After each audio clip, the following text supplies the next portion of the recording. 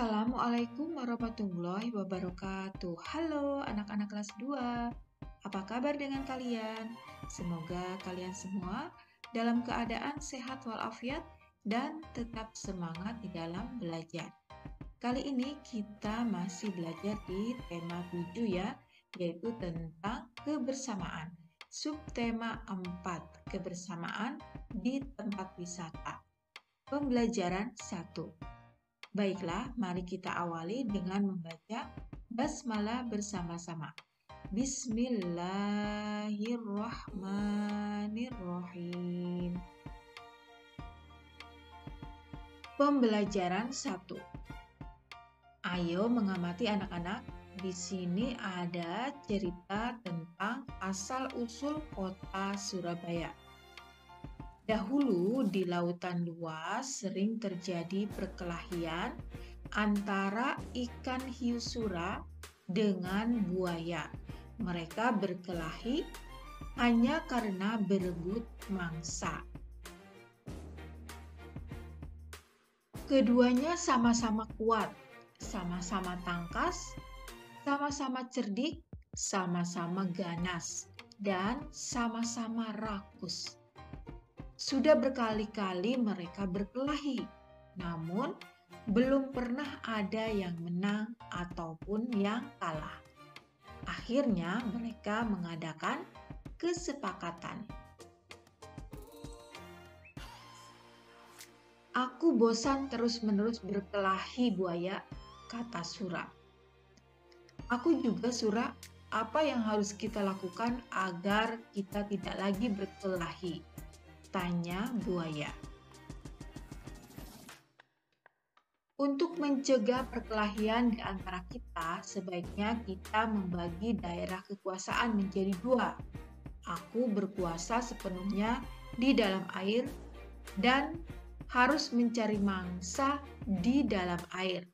Sedangkan kamu berkuasa di daratan dan mangsamu harus yang berada di daratan. Sebagai batas antara daratan dan air, kita tentukan batasnya, yaitu tempat yang dicapai oleh air laut pada waktu pasang surut, kata Sura. Baik, aku setuju gagasanmu itu, kata buaya.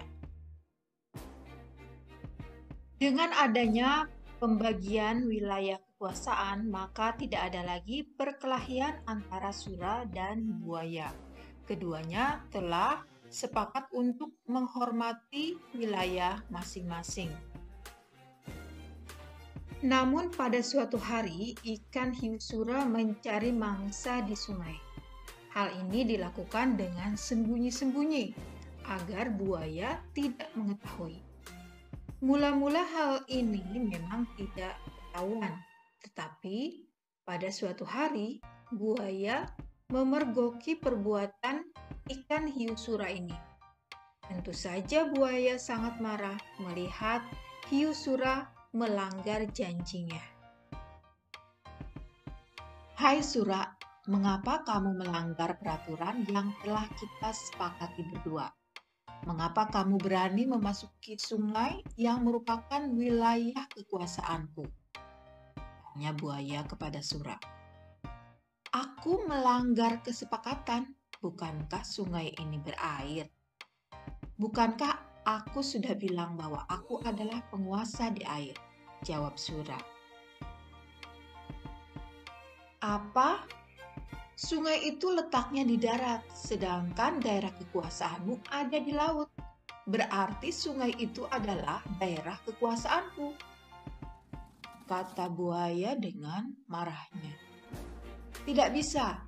Aku kan tidak pernah bilang kalau di air itu hanya air laut, tetapi juga air sungai, balas Sura. Kau sengaja mencari gara-gara, Sura? Buaya begitu marahnya kepada Sura. Tidak, kukira alasanku cukup kuat dan aku memang di pihak yang benar, kata Sura.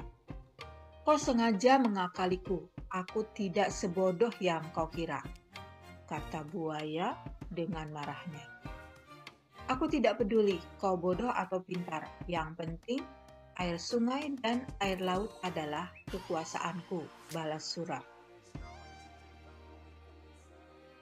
Karena tidak ada yang mau mengalah, maka pertempuran sengit antara ikan hiu sura dan buaya terjadi lagi.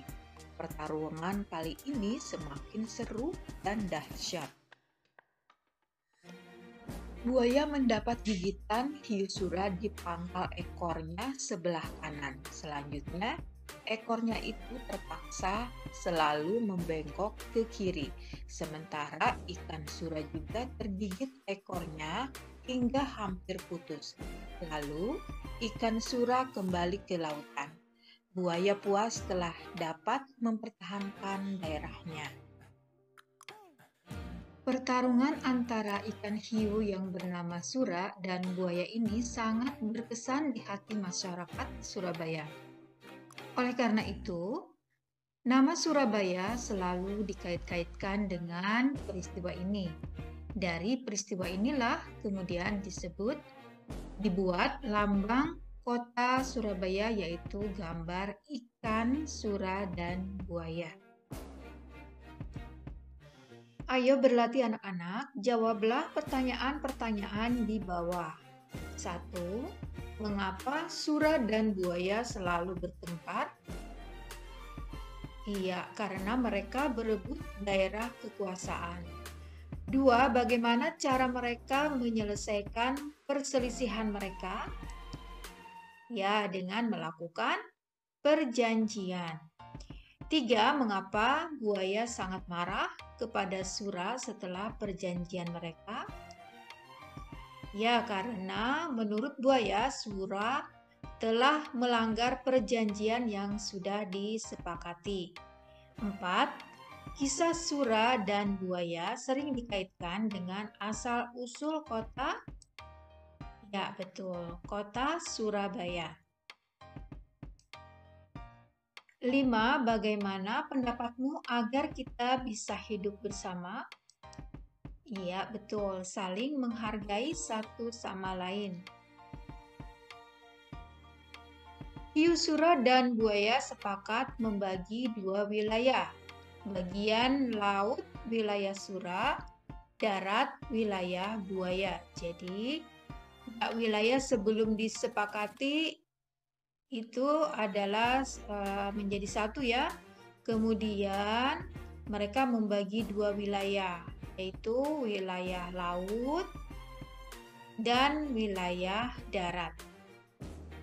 Ya, di sini wilayah darat dikuasai oleh buaya. Jadi, setengah wilayah atau 1/2 wilayah itu milik buaya atau dikuasai oleh buaya ya di bagian darat ya, sedangkan di bagian lautan 1/2 dikuasai oleh hiu ya atau ikan sura.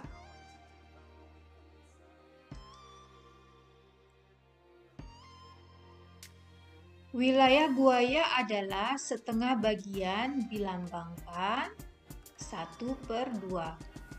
Wilayah hiu sura adalah setengah bagian dilambangkan 1/2 juga ya.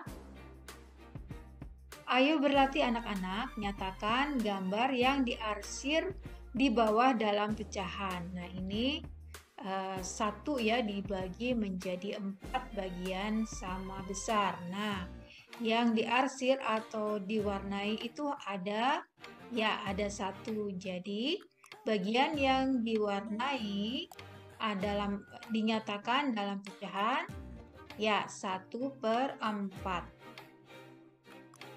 Kemudian ini ada lingkaran dibagi menjadi 3 bagian sama besar. Yang diarsir adalah 1 ya, hanya 1 yang diarsir.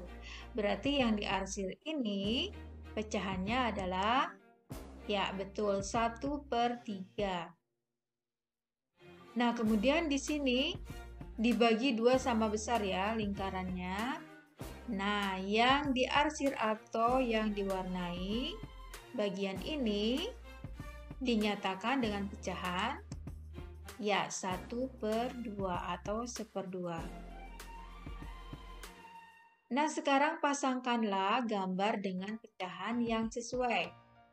1/2 atau setengah dipasangkan dengan gambar yang mana anak-anak? Iya, betul. 1/2 ya. Kemudian 1/3 dipasangkan dengan gambar yang mana ya? Ya, betul sekali. Gambar yang 3 ya, buayanya. Oke. Kemudian 1/4 dipasangkan dengan ya, yang atas ya. Setiap siswa harus mengenal makhluk lain.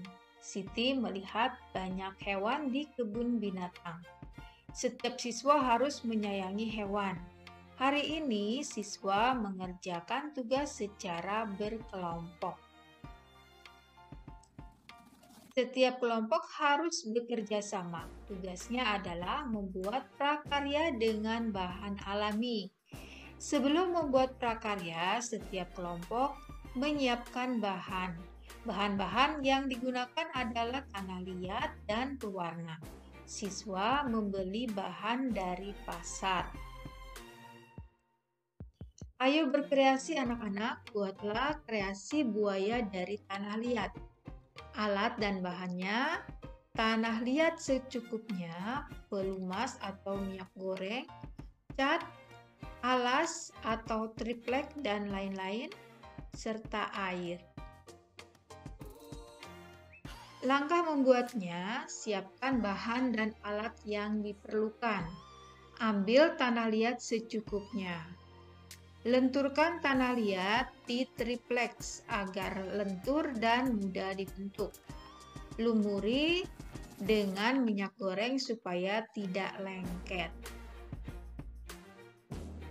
Bentuk bagian-bagian buaya seperti gambar 1 sampai 8 ya anak-anak, karena gambarnya ada 8 ini. Nah, gambar yang pertama yaitu berbentuk bulat, kemudian dibuat lonjong nomor 2. Nah, yang ketiga ini diukir ya. Ya, yang keempat ini dibuat mulut buaya. Nah, gambar 5 sudah ada matanya ya. Gambar 6, gambar 7 sudah dibentuk tangan dan kakinya. Ya, gambar 8 ada ekornya ya, seperti duri anak-anak. Rapikan dengan tangan dan lumasi minyak goreng agar tidak lengket. Jemur selama 1 hingga 2 hari supaya tidak pecah-pecah. Amplas permukaannya supaya halus. Cat sesuai keinginan dan kelenturannya. Nah, anak-anak, di sini ada dengan bantuan orang tua, siswa dapat membuat karya dari bahan alam. Anak-anak, sampai di sini dulu pertemuan kita untuk kali ini. Terima kasih ya sudah menonton videonya. Semoga bermanfaat. Mari kita tutup dengan membaca hamdalah bersama-sama. Alhamdulillahirabbil alamin. Wassalamualaikum warahmatullahi wabarakatuh. Sampai jumpa lagi di video berikutnya ya.